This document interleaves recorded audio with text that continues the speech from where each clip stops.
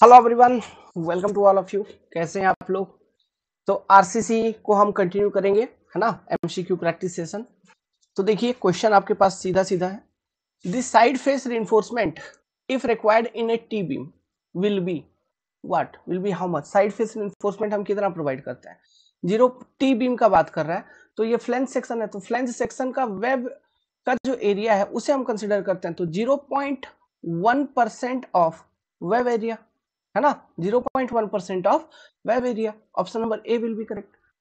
ठीक है, अब साइड फेस रिइंफोर्समेंट से रिलेटेड देखिए जो डिटेल है ये अपना कोड में है IS 456/2000 में। ये सब चीज क्लास में भी मैंने आपको बता रखा था। Beam depth greater than 450 mm हो जाता है तब, और ऐसा beam which is subjected to torsion, तो हम साइड फेस रिइंफोर्समेंट प्रोवाइड कर देते हैं। नॉर्मल कोई बीम है जिसमें टॉर्सन नहीं है, ओके, उस केस में जब डेप्थ ग्रेटर देन 750 mm हो जाती है तो हम साइड फेस रिइंफोर्समेंट प्रोवाइड कर देते हैं। ठीक है, तो टोटल कितना रिइंफोर्समेंट हमें प्रोवाइड करना है? 0.1% ऑफ वेब एरिया। इसको हम इक्वली डिस्ट्रीब्यूट करते हैं on both the faces, equally distributed on both the faces, distributed over both face, over both face. और ये रिइंफोर्समेंट को हमें कुछ इस तरह से प्लेस करना है कि दो रिइंफोर्समेंट के बीच का जो स्पेसिंग है ना, सेंटर टू सेंटर स्पेसिंग कह लीजिए, ऐसा ही, it should not be greater than 300 mm। ये भी एक प्रोविजन था। ठीक है, स्पेसिंग 300 mm से ज्यादा नहीं हो सकता, नहीं हो सकता। ठीक है, provide 0.1% web area and distribute it equally on both faces. ठीक है, distribute it equally on both faces such that spacing can not exceed 300 mm। Side face reinforcement को हम प्रोवाइड ही क्यों करते थे? क्यों प्रोवाइड करते थे? ये देखिए, एक तो ये टॉर्सन अगर बीम पे आ रही है तो उसको रजिस्ट करता था। जो मेन इसका रेजिस्टेंस है वो क्या है? श्रिंकेज के कारण जो क्रैक वगैरह डेवलप होता है ना, उस चीज को ये काउंटरैक्ट करता है। ठीक है, श्रिंकेज क्रैक्स, अब श्रिंकेज इफेक्ट के कारण जो क्रैक डेवलप हो जाती है आरसीसी में, ठीक है, श्रिंकेज इफेक्ट, इस चीज को ये टेक केयर करता है, इसलिए हमने साइड फेस रिइंफोर्समेंट प्रोवाइड किया था। याद है? तो ये चीज आपको ध्यान रखनी है। अब देखिए मैं आपका करा रहा हूं यहाँ पे रिवीजन। ये क्वेश्चन जो था बीम वाला चैप्टर से था, है ना, कोडल प्रोविजन पूछ लिया। इसी तरह का और भी बहुत सारा कोडल प्रोविजन है जो आपसे पूछा जा सकता है आरसीसी के अंदर। सबसे पहले तो देखिए ये सिंपली सपोर्टेड, ये एल इफेक्टिव हम कैसे निकालते हैं, है ना, इसके लिए बीम का टॉपिक है। ये आपका सपोर्ट टू सपोर्ट के बीच में ये क्लियर स्पैन LC, ये support width B1, support width B2, effective depth है आपका D। अगर सिंपली सपोर्टेड बीम या स्लैब के लिए minimum of effective length is minimum of L clear plus D या L clear plus B1/2 plus B2/2, इन दोनों का जो भी मिनिमम होगा that will be your effective length. याद रखना ये कैलकुलेशन करवा लेगा या फिर पूछ लेगा फॉर्मूला, है ना। सेकेंड, कंटिन्यूअस बीम या स्लैब सिस्टम है तो if support width is less than LC/12, और इस केस में ये केस है कि जो सपोर्ट का विड्थ है it is less than LC/12, that is B1 या B2 is less than LC/12. If this is the condition, then effective span is given as minimum of LC plus D, LC plus B1/2 plus B2/2, जो simply supported case का आपने देखा था same case, है ना। तीसरा, ये ध्यान रखने का। Third, if support width is more than LC/12 और 600 mm, ये वाला केस दिख रहा है आपको। If support width is more than LC/12 और 600 mm, whichever is less, ठीक है, whichever is less, then effective span is as follow। तो इफेक्टिव स्पैन L इफेक्टिव कैसे लिखेंगे हम? Minimum of LC plus D/2 और LC प्लस B/2। B क्या है? विड्थ ऑफ द सपोर्ट, है ना। D क्या है? Effective depth. ये किसके लिए हम देख रहे हैं? ये केस भी हम देख रहे हैं कंटिन्यूअस बीम या स्लैब के लिए। कंटिन्यूअस बीम और स्लैब के लिए केस 1, है ना, और ये केस 2, दो case. Support width less than LC/12, support width greater than LC/12, तो कैसा? इंपॉर्टेंट है, याद रखने का। इफ सपोर्ट ऑन रोलर और रॉकर बियरिंग, मतलब वो पिन कनेक्शन है एंड पे, है ना, तो L effective is center to center distance. Cantilevers के लिए बहुत इंपॉर्टेंट, ये पूछ लेते हैं ऑब्जेक्टिव में डायरेक्ट, EAC में तो कितना कितना बार पूछा है। कैंटिलीवर का इफेक्टिव लेंथ L क्लियर क्या है? देखिए कॉलम के फेस से लेके फ्री एंड तक L क्लियर है, इफेक्टिव लेंथ क्या होगा फिर LC plus D/2, this will be your effective length, है ना। नेक्स्ट, बीम स्लैब सिस्टम या फिर सॉरी ये रिजिड फ्रेम, ठीक है, ये रिजिड फ्रेम का केस है, ठीक है। Effective span is distance between centre to centre of column, ठीक है। रिजिड फ्रेम्स के केस में जो इफेक्टिव स्पैन होगा, जो कॉलम से ये वर्टिकल मेंबर्स जो हैं, दीज आर द कॉलम्स, तो कॉलम के सेंटर टू सेंटर का जो डिस्टेंस आप निकालोगे that will be your effective span, ठीक है। तो ये प्रोविजंस आपको ध्यान रखना है। और प्रोविजंस आपको बता रहा हूं, सुनो भाई, एरिया ऑफ स्टील देख लो, area of steel, tension steel अगर देखेंगे बेंडिंग में, ठीक है, फ्लेक्सर के लिए हम डिजाइन करते हैं बीम को बेसिकली, है ना, किसके लिए, फ्लेक्सर के लिए डिजाइन करते हैं, शियर के लिए भी डिजाइन करते हैं, टॉर्सन के लिए भी रिइंफोर्समेंट प्रोवाइड करते हैं इसमें। तो अभी मैं फिलहाल फ्लेक्सर का प्रोविजन आपको दे रहा हूं, है ना। तो फ्लेक्सर के लिए टेंशन में जो रिइंफोर्समेंट हम देंगे मिनिमम कितना 0.85 BD/FY, AST मैक्सिमम कितना 4% ऑफ ग्रॉस एरिया, है ना, 4% of what, gross area. Next, compression steel जो हम प्रोवाइड करेंगे, AST मिनिमम किसी sorry ASC compression steel minimum किसी भी तरह का वैल्यू नहीं है कोड के अकॉर्डिंग, बट कम से कम 2 रिइंफोर्समेंट हम प्रोवाइड करेंगे ताकि शियर स्टीरअप को होल्ड कर पाए, है ना। ये चीज मैंने आपको प्रोवाइड किया था logic, okay. At least 2 bars must be provided in compression zone to take reversal of bending movement, है ना, टू टेक केयर ऑफ अगर रिवर्सल हो रहा है तो उसको केयर कर पाए, है ना, अगर कभी भी रिवर्सल हो तो उसका केयर कर पाए, reversal of bending movement, and to hold stirrups, और स्टीरअप को होल्ड करने के लिए एसी मैक्सिमम का क्या वैल्यू है 4% of BD gross area, 4% of BD, 4% of gross area. Nominal cover देखिए, next important concept, nominal cover. ये डायग्राम आपको दिख रहा है क्रॉस सेक्शन, है ना, इसमें लॉन्गिट्यूडनल रिइंफोर्समेंट है ना, टेंशन स्टील वगैरह, compression steel and tension steel, फिर उसको चारों बगल से घेरता हुआ आपको शियर स्टीरअप दिख रहा है। तो शियर स्टीरअप के बाहर से, है ना, और यहाँ एक्सट्रीम फाइबर तक टेंशन में ये जो कवर हम प्रोवाइड करते हैं इसी को हम कहते हैं क्लियर कवर या फिर नॉमिनल कवर, ठीक है। क्लियर कवर या नॉमिनल कवर। इफेक्टिव कवर क्या, टेंशन रिइंफोर्समेंट का सीजी से लेके एक्सट्रीम टेंशन फाइबर तक कंक्रीट का, उसको हम बोलते हैं इफेक्टिव कवर, है ना। Overall depth of the cross section minus effective cover निकल जाता है effective depth of the cross section, clear है, ओके। तो मिनिमम नॉमिनल कवर किसके ऊपर डिपेंड करता है, ये डिपेंड करता है 3 क्राइटेरिया के ऊपर, okay. Types of structural member, तो based on types of structural member जो नॉमिनल कवर की प्रोविजंस है, जैसे स्लैब या बीम या कॉलम या फुटिंग, अकॉर्डिंग टू कोड आपको वैल्यू याद रखनी है 20 mm, 20 mm, 40 mm, 50 mm, ठीक है। और बुक्स के अकॉर्डिंग, ओके, 20 mm स्लैब में, बीम में 25 कर दिया जाता है, कॉलम और फुटिंग में बाकी सेम रहता है। तो ये बीम के केस में कभी कभी ध्यान रखना, कभी 20 mm कभी 25 mm भी ऑप्शन रह सकती है, तो दोनों ही टिक लगा सकते हो, है ना।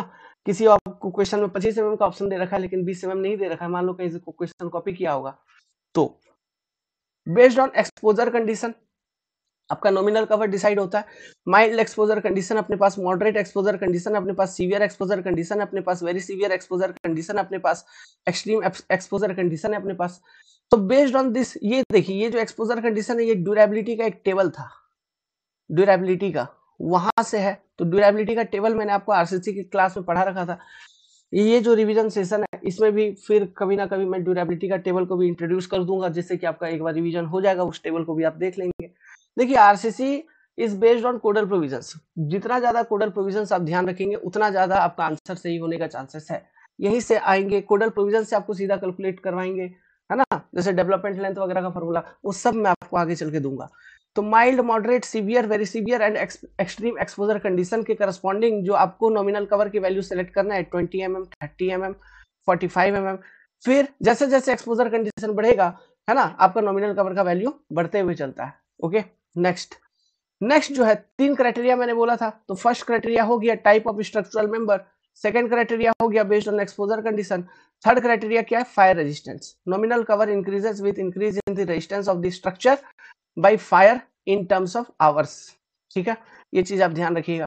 Next, spacing of reinforcement. देखिए, स्पेसिंग ऑफ रिइंफोर्समेंट 2 तरह का होगा, एक किसका, ये मैं मेन रिइंफोर्समेंट का बात कर रहा हूं, जो मेन स्टील हम बीम वगैरह में प्रोवाइड करेंगे, मेन लॉन्गिट्यूडनल रिइंफोर्समेंट, ओके, उनका स्पेसिंग का बात कर रहा हूं। एक तो मिनिमम हो सकता है, दूसरा मैक्सिमम। तो minimum horizontal clear spacing between, minimum horizontal clear spacing between reinforcement, है ना, ये spacing minimum horizontal clear spacing between reinforcement, इसका एस मिनिमम किसके ऊपर डिपेंड करेगा? एस मिनिमम डिपेंड करता है 3 के ऊपर, और ये तीनों क्राइटेरिया को देखते हुए जो मैक्सिमम निकलेगा हमें वही प्रोवाइड करनी है एज ए स्पेसिंग। पहला, dia of bar if equal dia of bar is provided, ठीक है, उससे ज्यादा होना चाहिए स्पेसिंग आपका। Larger dia of bar if unequal dia of bar is provided, है ना, जो लार्जर डाया उससे ज्यादा होना चाहिए कम से कम। Nominal size of coarse aggregate plus 5 mm, जो भी nominal size of coarse aggregate आपने आरसीसी में यूज कर रखा है, जनरली 20 mm यूज करते हैं, तो 20 प्लस 5 25 mm। समझ में आ रही है? तो जो कि रिजल्ट भी आती है, देखिए आपका ये किसका क्लियर कवर वगैरह का, है ना, वो खैर छोड़िए, ये मिनिमम है ना, nominal size of the aggregate plus 5 mm 25 mm। Okay, तो इस तरह से आपको ये मिनिमम स्पेसिंग डिसाइड करनी है, तो ये प्रोविजंस याद रखनी है। इनमें से जो मैक्सिमम होगा वही आपको स्पेसिंग प्रोवाइड कर देना, मैक्सिमम ऑफ दिस 3। क्लियर है? तो ध्यान रखिए, पढ़िए इसको। नेक्स्ट, जो मैक्सिमम हॉराइजॉन्टल स्पेसिंग है ये ग्रेड ऑफ रिइंफोर्समेंट के ऊपर डिपेंड करता है, जैसे Fe 250 के करस्पॉन्डिंग, है ना। अच्छा, ये मिनिमम स्पेसिंग इससे ज्यादा होना चाहिए to avoid what, to avoid congestion, ठीक है। मतलब ऐसा नहीं हो कि इस एरिया में हम कंक्रीट तो भरेंगे ना, कंक्रीट हमको भरना है तो प्रॉपर कंपैक्शन हो पाए, ठीक है, कम से कम प्रॉपर कंपैक्शन हो पाए इस एरिया का कंक्रीट का भी, इसलिए हम ये मिनिमम स्पेसिंग इन तीनों से ज्यादा हो कम से कम, इस चीज को हम देखते हैं। Okay, next, maximum horizontal clear spacing, ये डिपेंड करता है ग्रेड ऑफ रिइंफोर्समेंट के ऊपर। Fe 250 अगर है यूज किया आपने तो 300 mm, 415 यूज किया तो 180 mm, 500 यूज किया है तो 150 mm। तो जैसे जैसे ग्रेड ऑफ रिइंफोर्समेंट बढ़ रही है स्पेसिंग कम हो रही है। क्यों? ग्रेड ऑफ रिइंफोर्समेंट बढ़ेगा, श्रिंकेज का डर बढ़ेगा, तो हमें कम स्पेसिंग पे प्रोवाइड करनी है रिइंफोर्समेंट को। So maximum spacing criteria is to account for control in shrinkage crack. High grade steel causes wide crack in structure, so maximum spacing is less in case of high grade steel. This is the logic, है कि नहीं?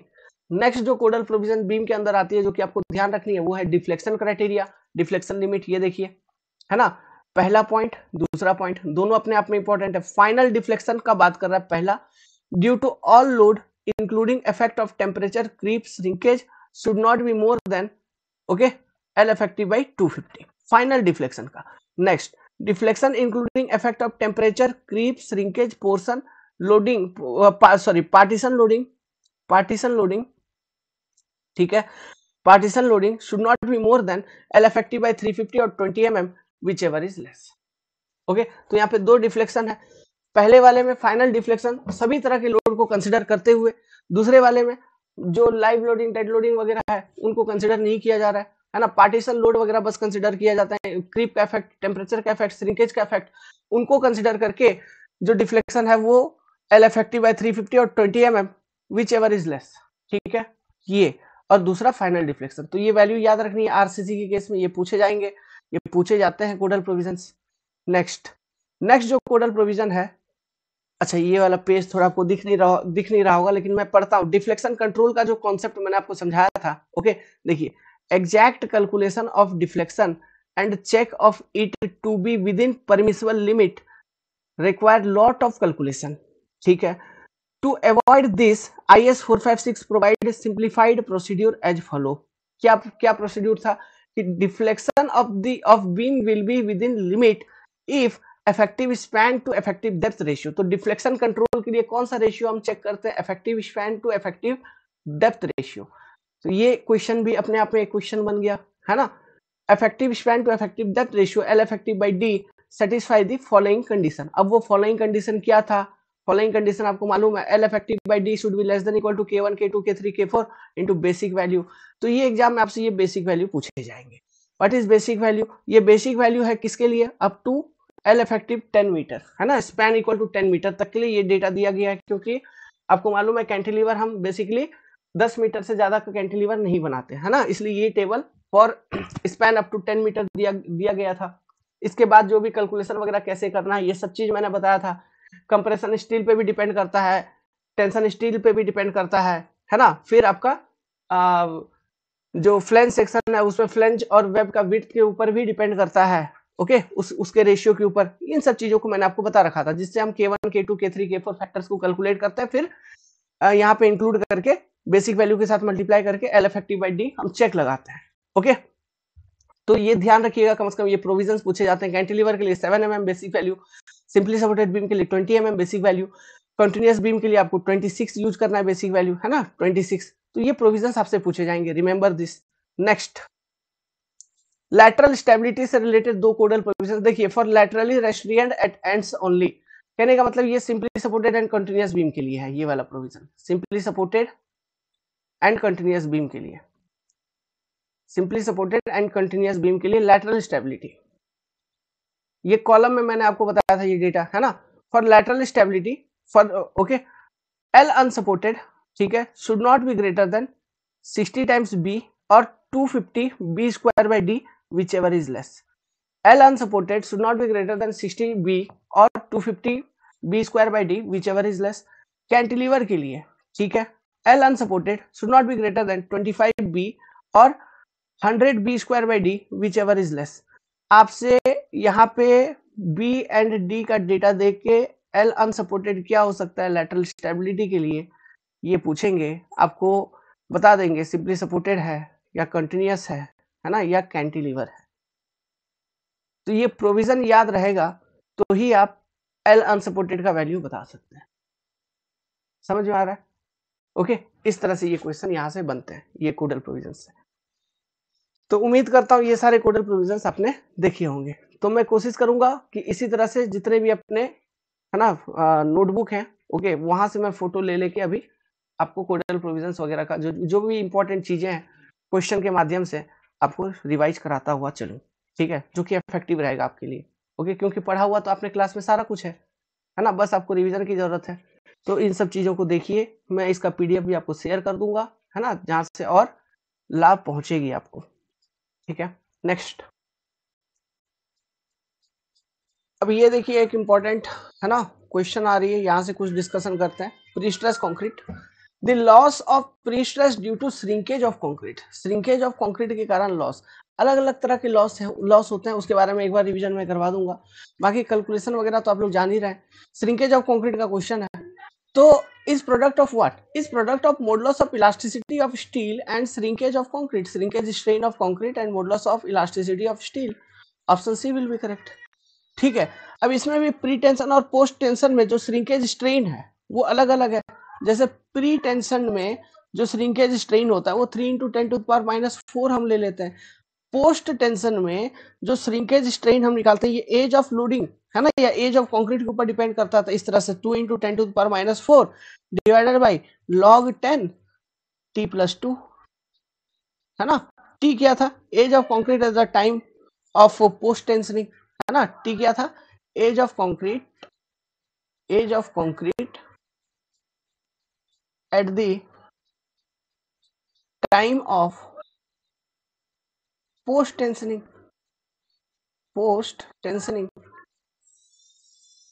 तो इस तरह से हम निकाल लेते थे, क्या, इस तरह से हम निकालते थे श्रिंकेज स्ट्रेन ऑफ कंक्रीट, और इसी को हम मल्टीप्लाई कर दिए Young's modulus of elasticity of steel के साथ, तो हमारा निकल जाता था shrinkage loss due to shrinkage. Okay, तो option number C will be correct. Now, minimum grade of concrete to be used in the design of prestressed concrete structure as per अपना जो कोड IS 1343 है ना। तो post tensioning के लिए minimum grade जो हम यूज करेंगे M30, प्री टेंशनिंग के लिए जो मिनिमम ग्रेड यूज करेंगे M40, ठीक है। Next, hence it can be seen that grade of concrete used for pre-tension member lies in the range of M30 to M60. yes, okay. next, cover, ये चीज भी आपसे पूछा जा सकता है। For post tensioning minimum cover to be used is 30 mm, for pre tensioning minimum cover to be used is 20 mm। Okay, तो ये सारी चीजें आपको ध्यान रखनी है। अब कुछ रिवीजन आपको करवा देता हूँ। लॉस ऑफ प्री स्ट्रेस में टाइप्स ऑफ लॉस कितने? Loss due to elastic shortening of concrete, है ना, ये पहला लॉस है।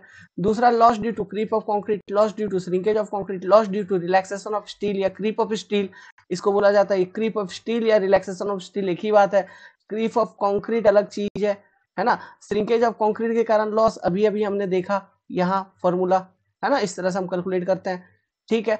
Loss due to anchorage slip, loss due to friction, ये 6 तरह के बेसिक लॉसेस होते हैं प्री स्ट्रेस में, इन case of pre stress member. Okay, अब पोस्ट टेंस देखिए, अब प्री स्ट्रेसिंग दो तरह से किया जा सकता है, pre tensioning and post tensioning. तो किसमें कौन सा लॉस होता है? तो देखिए, प्री टेंशनिंग में इलास्टिक शॉर्टनिंग के कारण लॉस देखने को मिलता है, क्रीप ऑफ कंक्रीट के कारण, श्रिंकेज के कारण, रिलैक्सेशन ऑफ स्टील के कारण। ये चार तरह के लॉस आपको प्री टेंशनिंग में दिखेंगे। पोस्ट टेंशनिंग में देखिए, पहला वाला जो है loss due to elastic shortening, ये एक स्पेसिफिक कंडीशन में ही होती है। ठीक है, अब वो स्पेसिफिक कंडीशन क्या है? वो स्पेसिफिक कंडीशन ये है जब हम सक्सेसिव टेंशनिंग करते हैं टेंडन का, है ना। साइमल्टेनियस टेंशनिंग अगर हम करें तो no loss in elastic shortening in case of post tensioning, but if successive tensioning of tendon is done तो लॉस हमको देखने को मिलता है इलास्टिक शॉर्टनिंग में। बाकी जितने भी लॉस थे 2 to 6, कहने का मतलब है यहां से यहां तक, बाकी सारे लॉस आपको पोस्ट टेंशनिंग में इंक्लूडेड मिलेंगे। तो पोस्ट टेंशनिंग में लॉस ज्यादा हो रहा है, देखिए पोस्ट टेंशनिंग में लॉस कहीं ना कहीं ज्यादा हो रहा है, मतलब नंबर ऑफ लॉसेस जो है वो ज्यादा है, अलग अलग वैरायटी के लॉसेस आपको यहाँ पे देखने को मिल रहा है। Loss due to shrinkage is always high in case of pre tension than post tensioning, ये चीज आप ध्यान रखिएगा। श्रिंकेज के कारण अगर हम कंपेयर करें लॉस, वो प्री टेंशनिंग में ज्यादा होता है, क्योंकि श्रिंकेज प्री टेंशनिंग में मतलब उसमें फ्रेश कंक्रीट रहती है ना, नया नवेला कंक्रीट हो रहा है। पोस्ट टेंशनिंग में तो हम टेंशनिंग तब कर रहे हैं कंक्रीट जब सेट हो चुकी है, हार्ड हो चुकी है, स्ट्रेंथ गेन कर चुकी है, तब, है ना, तब हम टेंडेंस को टेंशन करते हैं, जिस कारण से कंप्रेसिव फोर्स, है ना, इंड्यूस होती है, प्री स्ट्रेस इंड्यूस होती है मेंबर के अंदर। अब देखिए, इसमें से कुछ लॉसेस आपके शॉर्ट टर्म लॉस है ना, जो कि इंस्टेंटेनियसली देखने को मिलते हैं, कुछ लॉन्ग टर्म लॉसेस हैं। तो कौन सा लॉस शॉर्ट टर्म है? इलास्टिक शॉर्टनिंग के कारण लॉस शॉर्ट टर्म है, एंकरेज स्लिप फटाक से हो जाती है, फ्रिक्शन के कारण जो लॉस है शॉर्ट टर्म लॉस के अंदर आती है। लॉन्ग टर्म में आपका क्रीप, है ना, shrinkage of concrete, relaxation of steel, ये तीनों लॉन्ग टर्म है। तो ये भी पूछे जा सकते हैं आपको ये कैटेगरी में कि कौन सा लॉस आपका शॉर्ट टर्म है, कौन सा लॉस आपका लॉन्ग टर्म है। देखिए, अप्रोक्सीमेट लॉस, सबसे ज्यादा लॉस हो जाता है आपका प्री टेंशनिंग मेंबर में, ठीक है, as compared to post tensioning member. Pre tensioning member में देखिए, यहाँ पे एक डेटा मैंने दे रखा है, जब हम डिजाइन करते हैं तो हम ये ध्यान में रखते हैं कि आपका प्री टेंशनिंग मेंबर में 25% से ज्यादा लॉस ना हो और पोस्ट टेंशनिंग मेंबर में 20% से ज्यादा लॉस ना हो। जनरली ये देखा जाता है कि पोस्ट टेंशनिंग में लॉस थोड़ा कम है as compared to pre tensioning, है ना। नंबर ऑफ लॉसेस या वेराइटी पे बात नहीं कर रहा हूँ, ओवरऑल मैग्नीट्यूड, क्वांटिटी, है ना, ओवरऑल परसेंटेज। तो प्री टेंशनिंग में ज्यादा as compared to post tensioning, इसलिए आप देखेंगे ग्रेड ऑफ कंक्रीट जो यूज हो रही है प्री टेंशनिंग में, उसकी भी वैल्यू ज्यादा है as compared to post tensioning, है ना, क्योंकि लॉस इसमें ज्यादा हो रहा है। ओके, तो कितना, ये चीज ध्यान रखिएगा, 25% और 20%। Okay, above data is approximate only, और इसी को हम कंसिडर करके, यही अप्रोक्सीमेट डेटा को कंसिडर करके हम डिजाइन भी कर लेते हैं, ठीक है, प्री स्ट्रेस मेंबर का। तो ये वैल्यूज आप ध्यान रखिएगा। लॉजिक ये ध्यान रखिएगा कि पोस्ट टेंशनिंग में लॉस कम होती है as compared to pre tensioning, क्योंकि प्री टेंशनिंग में श्रिंकेज वगैरह के कारण जो लॉस हो जाता है, इलास्टिक शॉर्टनिंग वगैरह के कारण जो लॉस हो जाता है, वो इन सबका मैग्नीट्यूड ज्यादा होता है, इन सबका मैग्नीट्यूड ज्यादा होता है, परसेंटेज ज्यादा होता है ना। तो loss in pre tension is always higher than post tensioning. Okay, remember. तो ये कुछ बेसिक रिवीजन, बाकी ये डिफरेंट टाइप ऑफ लॉस जितने भी हैं, इनका कैलकुलेशन का लॉजिक ट्रिक मैंने आपको क्लासरूम प्रोग्राम में बहुत अच्छे तरीके से समझा रखा है कि नहीं, जो कि आपको ध्यान रखना है। वहां से न्यूमेरिकल क्वेश्चन भी आ सकते हैं इन सब सेक्टर से, ठीक है, न्यूमेरिकल क्वेश्चन भी आ सकता है। ये तो एक बेसिक ओवरव्यू था जो कि मैंने क्विकली डिस्कस कर लिया, रिवीजन करवा दिया, है ना। अभी वाला क्वेश्चन देखिए, pre stress concrete is more desirable in case of what. जब ये सारा केसेस में से कौन सा ऐसा केस है सुटेबल जो आपको लग रहा है जब आपको प्री स्ट्रेस कंक्रीट बनानी चाहिए? जब एक सिलिंड्रिकल पाइप है और उसमें से इंटरनल फ्लूइड प्रेशर लग रहा है, जिस कारण से, है ना, टेंशन वगैरह डेवलप हो सकती है, जिस कारण से ये पाइप फट जाएगा। इसलिए हम यहाँ पे अगर पहले से, है ना, कुछ रस्सी वगैरह से बांध के रखे, जैसे बैरल होता है अपना जिसमें शराब वगैरह रखा जाता है, उसको कैसे स्ट्रिप से बांधा जाता है ना। तो option number A is correct. Next, the applicable IS code for liquid retaining structure, मैंने बताया था कोड 3370 है अपना, है ना, वाटर टैंक वगैरह के लिए। तो इसी कोड का गाइडलाइंस वगैरह भी मैंने आपको बता रखा वाटर टैंक में। ओके, तो गाइडलाइन ध्यान रखिएगा, उनमें से कुछ भी पूछा जा सकता है। बाकी ये कोड यहाँ पे पूछ ही लिया है, ठीक है। और भी बाकी जो कोड है वो नाम यहाँ पे दे रखा है मैंने IS 456, देखिए IS 1893 अर्थक्वेक के लिए, IS 800 स्टील के लिए, IS 269 OPC 33 के लिए, 516 कंक्रीट टेस्ट के लिए, ठीक है, 383 कोर्स एंड फाइन एग्रीगेट के लिए, ओके, और फिर ये वाला अपना कोड जो है मिक्स डिजाइन के लिए यूज होगा, ओके, फिर 875 डिजाइन लोड के लिए। तो ये देखिए, ये इस वाले क्वेश्चन को अटेम्प्ट करिए, है ना। If FCK is the characteristic strength of concrete, then as per Indian Standard 456/2000, the modulus of elasticity of concrete is, according to IS 456/2000, the modulus of elasticity of concrete is 5000 root under FCK. Option number C is correct. ठीक है, modulus of elasticity of concrete, it can be defined as the ratio of applied stress to corresponding strain within elastic limit. It may be given as short term modulus of elasticity 5000 root under FCK, long term modulus of elasticity 5000 root under FCK 1 plus theta. What is theta? Theta is your creep coefficient. Creep coefficient. Efficient. ठीक है, तो creep coefficient किस चीज का ratio होता है? It is ratio of, theta is ratio of instantaneous elastic strain to the creep strain, यही है ना भाई, है ना। तो जो रेशियो है 7 days age of loading, 28 days age of loading, 1 year age of loading, creep coefficient is 2.2, 1.6, 1.1, है ना, like this. These are the creep coefficient values. तो ये आपको याद रखना है, ओके। जो यहाँ पे पूछा जा सकता है effective modulus of elasticity and एक तरह से ये स्टैटिक मॉडुलस है, ठीक है, for static loading condition, and this is your dynamic modulus of elasticity, okay. तो और इसको हम लॉन्ग टर्म और इसको शॉर्ट टर्म एनालिसिस में यूज करते हैं, इसको लॉन्ग टर्म एनालिसिस या फिर डायनामिक एनालिसिस में यूज करते हैं, ठीक है। नेक्स्ट, तो ये कॉन्सेप्ट सारा मैंने बता रखा है, रिवीजन पर्पस से हो गया। आगे drop in flat slab, drop panel मालूम है ना, फ्लैट स्लैब का कॉन्सेप्ट बताया था, देखो the minimum thickness of the slab shall be 125 mm, क्या समझे, the minimum thickness of the slab shall be 125 mm, ये चीज ध्यान रखने का, ओके। ये एग्जाम में पूछा जाता है, ओके। अब पूछा जाता है drop in flat slab as provided to resist to punching shear, और effective critical section for punching shear क्या होता था, फेस ऑफ द कॉलम या फिर ड्रॉप पैनल जो हम प्रोवाइड करते थे उसके फेस से d/2 पर, d मतलब क्या, effective depth of the flat slab, है ना, वो फेस ऑफ द कॉलम से d/2 या फिर ड्रॉप पैनल के एक्सट्रीम एंड से d/2, this is your critical section for the punching shear check. Punching shear का चेक कैसे लगाना, ये चीज मालूम है, न्यूमेरिकल वो सब चीज, है ना। तो शियर के लिए बेसिकली यहाँ पे शियर लिखा हुआ है, तो आपको ये कंसीडर करना है, दिमाग में लेके चलना है कि it is basically punching shear, यही चीज क्रिटिकल होती है फ्लैट स्लैब के केस में, है ना, पंचिंग शियर। इसको हम टू वे शियर भी कहते हैं, क्या बोलते हैं, two way shear. Is it clear to you all my dear, okay. चलिए अब मैं एक इंपॉर्टेंट कोडल प्रोविजंस के ऊपर और डिस्कशन करता हूं, है ना, जो हमने बॉन्ड एंड रिइंफोर्समेंट डिटेलिंग वाला चैप्टर के अंदर पढ़ा था, बॉन्ड स्ट्रेस के बारे में, यहां से भी क्वेश्चन पूछे जाते हैं, ठीक है। तो as per IS 456/2000 clause number इतना, in limit state method of design the design bond stress for plain bar in tension are given below in the table. देखिए ये वैल्यू बहुत सारे एग्जाम में पूछे जाते हैं, ठीक है। तो ये वैल्यूज एज इट इज आप ध्यान रखिएगा, ग्रेड ऑफ कंक्रीट जैसे M20, M25, M30, M35, M40 and above.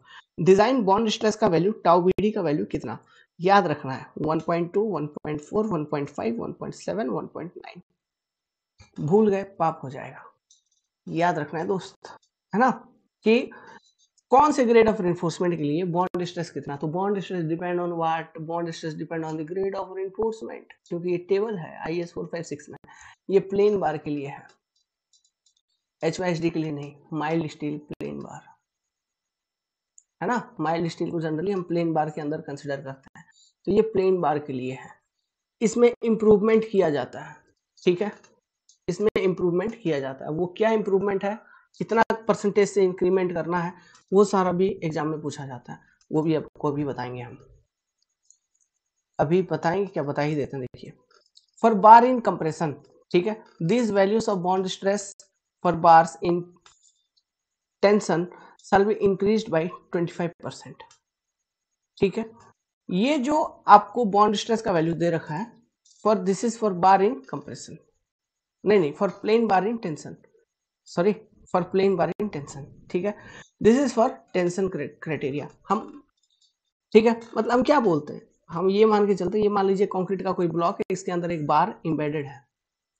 ठीक है, आप इस पे एक पुल लगा रहे हो पी, यही डेरिवेशन हमने करवाया था, तो यहाँ पर बॉन्ड स्ट्रेस डेवलप होगा अलोंग द लेंथ, यही से तो हम डेवलपमेंट लेंथ वगैरह एलडी वगैरह कैलकुलेट करते हैं, है कि नहीं। यहाँ जो बॉन्ड स्ट्रेस डेवलप हो रही है इसकी टाउ बीडी बोलते हैं, मतलब कंक्रीट और स्टील के बीच में कितना अच्छी तरीके से बॉन्डिंग है।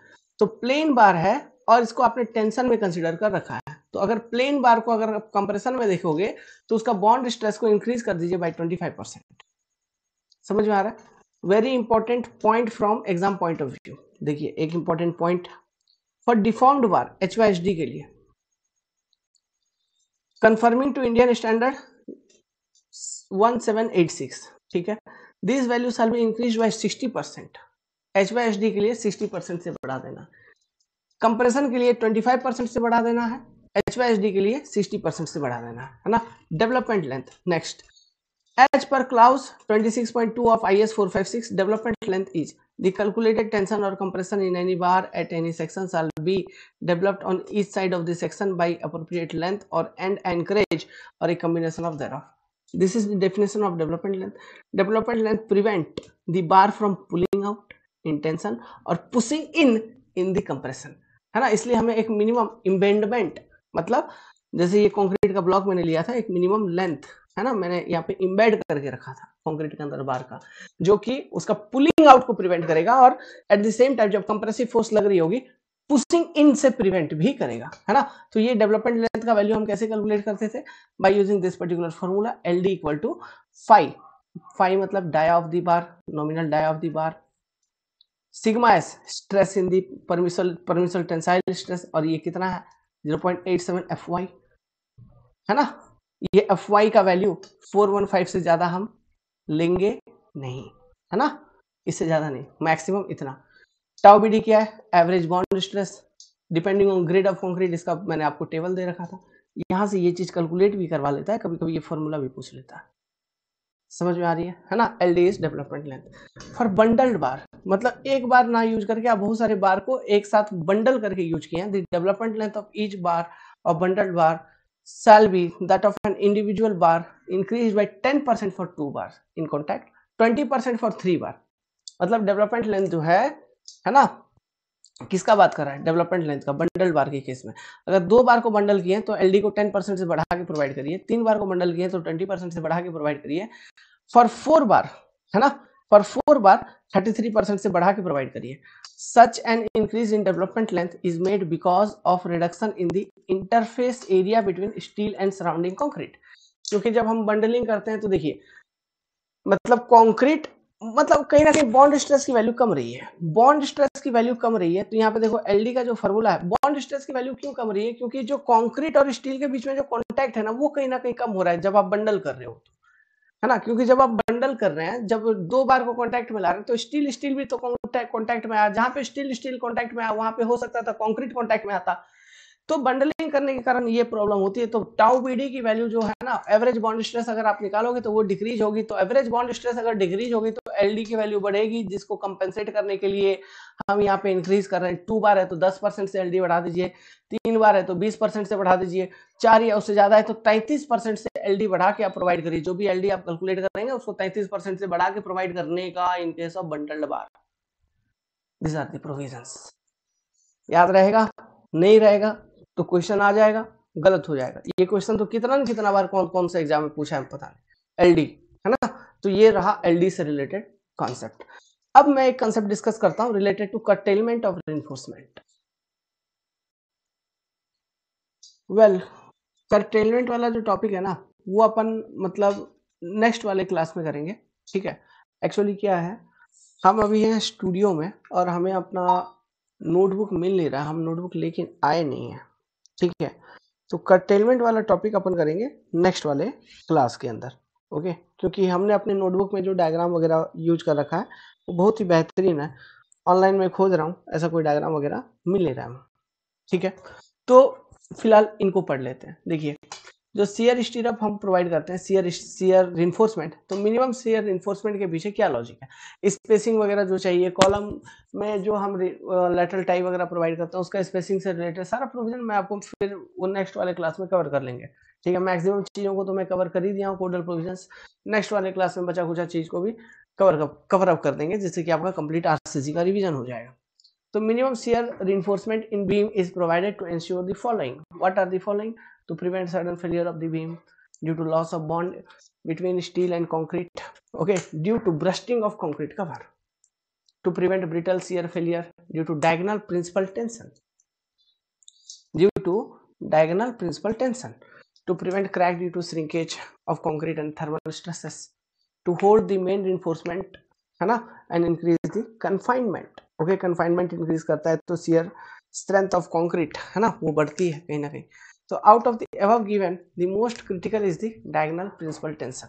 तो so to prevent the brittle failure under diagonal diagonal principal tension we must provide shear stirrups, ठीक है। Minimum shear reinforcement in beam is provided in the form of stirrup to resist the principal tension is the correct statement. मतलब ये जो चीज होगा ना, ये मतलब अब ध्यान रखिएगा, ठीक है। ये किसी क्वेश्चन का आंसर था, है ना। ये सारे ऑप्शंस आपके हैं, है ना। Out of the above the most critical is the diagonal principal tension. Next, the permissible compressive stress in concrete is taken as 0.67 FCK. Design कितना, इसी को 1.5 से डिवाइड करने के बाद we get 0.45 FCK. This is your design compressive stress. For design purpose the compressive strength of concrete is assumed to be 0.67 times the characteristic strength of the concrete. The partial factor of safety of the 1.5 is to be applied in addition to this, ठीक है। तो यहाँ पे ये 3 step में आती है। Characteristic strength of cube FCK, characteristic strength of actual concrete in the structure is 0.67 FCK. Design strength of concrete is, इसमें से again partial safety factor of the material हम डिवाइड करेंगे तो ये आ जाती है अपने 0.45 एफसीके। तो ये सारा आपको ध्यान रखना है, ये सब चीजें पूछे जा सकते हैं आपसे, ठीक है। तो ये जो लॉजिक्स है ना, ये स्टेटमेंट वाले क्वेश्चंस ये फ्रेम करते हैं। तो ये जो स्टेटमेंट्स यहाँ पे लिखे हुए हैं, these are the most important statements. So इसी के साथ इस पर्टिकुलर क्लास को मैं यहीं पे एंड करता हूँ। उम्मीद करता हूँ आपको पसंद आई होगी, है ना। ये पीडीएफ मैं आपको शेयर कर दूंगा, ठीक है। आप डाउनलोड कीजिए और रीड कीजिए। Thank you very much.